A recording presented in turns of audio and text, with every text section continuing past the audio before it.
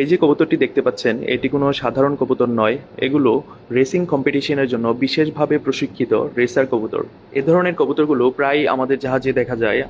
সাধারণত আমরা যখন চায়না, তাইওয়ান অথবা ভিয়েতনামের কোস্ট হয়ে জাহাজ নিয়ে যাই তখন এই ধরনের কবুতরগুলো আমাদের জাহাজে উড়ে আসে এবং এখানে খানিকটা সময় থেকে আবার চলে যায়।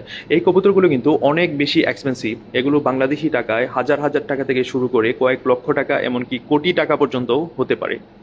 রেসিং কম্পিটিশনের নিয়মটা আমি খুব বেশি একটা জানি না। যতদূর অনলাইনে আমি দেখলাম এগুলো হচ্ছে একটা নির্দিষ্ট দূরত্ব থেকে ছেড়ে দেওয়া হয় এবং যেই কবুতরটা সবচেয়ে কম সময়ে ওনারের বাড়িতে পৌঁছাতে পারবে সেই কবুতরটাকে জয়ী হিসাবে ঘোষণা করা হয়। এবং এই ধরনের একটা কবুতর, জয়ী কবুতরের সর্বোচ্চ দাম উঠেছিল $1.4 মিলিয়ন।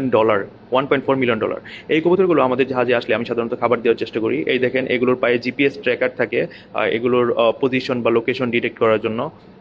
আর এই কবুতরগুলো কিন্তু সাধারণ কবুতরের চেয়ে অনেক বেশি শক্তিশালী, অনেক ফাস্ট উঠতে পারে এবং এই কবুতরগুলোর বাড়ি ফেরার প্রবণতা অনেক বেশি থাকে। সেভাবে এগুলোকে ট্রেনিং দেওয়া হয়। ট্রেনিং দেওয়ার প্রসিজার আমি খুব বেশি একটা জানি না, আপনারা জানলে কমেন্টে জানাবেন।